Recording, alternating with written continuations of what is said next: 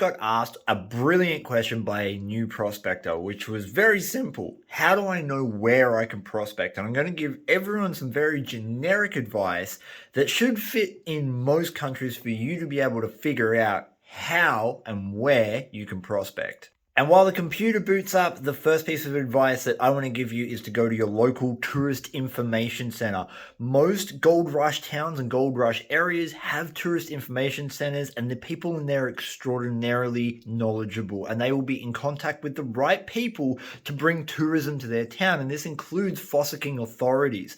That means that if you're a potential new gold prospector, go into a tourist information center and ask them if they have any prospecting maps for designated prospecting areas. That's what I did in my area. And even though Reedy Creek is a national park, there is a map showing you exactly where you can and can't prospect, available from the local tourist information center. Next, we're going to hit up Google and we're going to type in, where can I prospect in Victoria? Or you would type in wherever you're from. So if you're in Washington, you would type in, where can I prospect in Washington? Let enter.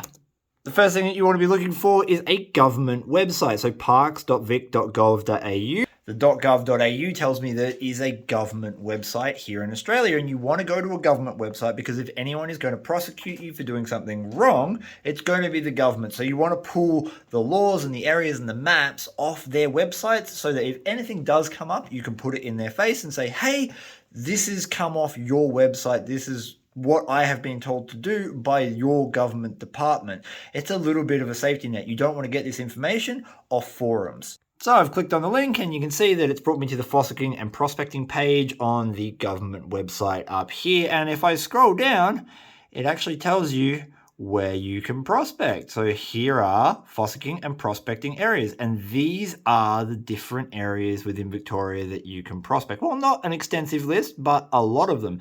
Now, what is very interesting here is that you'll notice that some are historic parks. This is a state park, another historic, a national park, a state park, a nature conservation area. So there is no hard and fast rule saying that the type of park that it is, whether it's national, state, or other, is a guaranteed thing that you can or can't prospect there. Usually, prospecting areas have been set aside by the state governments where historic mining had already happened. In other words, they're taking advantage of the fact that the ground has already been disturbed on an industrial scale, and they're giving hobby and recreational prospectors an opportunity to go back into that area and continue to mine gold. And that preserves natural untouched bushland so that, we can bring that to future generations in a pristine way. And it still gives us the chance to exercise some of the freedoms that we have, which is recreational gold prospecting. Now, some government websites like this one have maps. If you scroll down just a little bit further, these are maps. So if we click on any one of these, it'll take us into it. So let's go to Greater Bendigo National Park.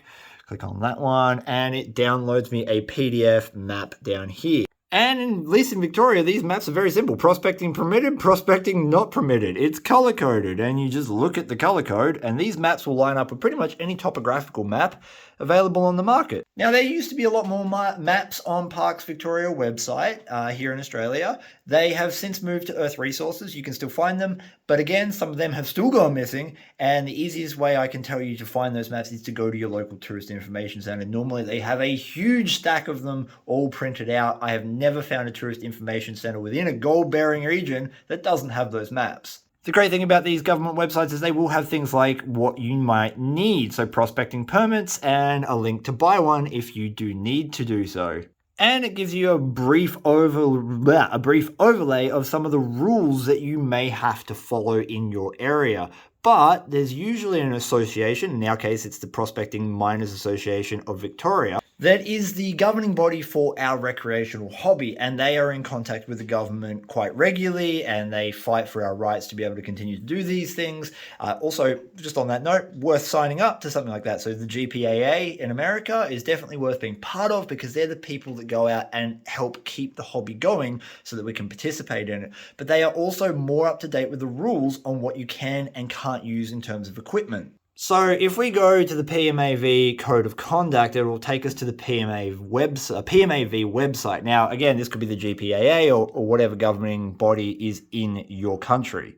And after just a really quick look around their website, I found what kind of equipment that you can use in here. So like gold panning, you can use sluices, you can use trommels, and so on and so forth. So these sort of organizations will lay everything out very simply for you. And they're also your first point of contact if you're unsure of any of the rules regarding what you can and can't do. You can contact these people and they will get back to you and let you know some of the finer points that may not be available on these government websites, or just to clarify something that you may have a question about. Long story short, if you want to find out how and where you can prospect, get on Google, look up your local mining laws. It will guaranteed come straight up on Google, and try to avoid forums, YouTubers like myself, and social media people, because we don't always get it right. Take it from the people who are actually in the business of knowing and understanding these laws for a job. All right, guys, thank you so much for watching. I hope this helps you. And until next time, give your dog a big scratch behind the ears for me. Peace, and I'm out.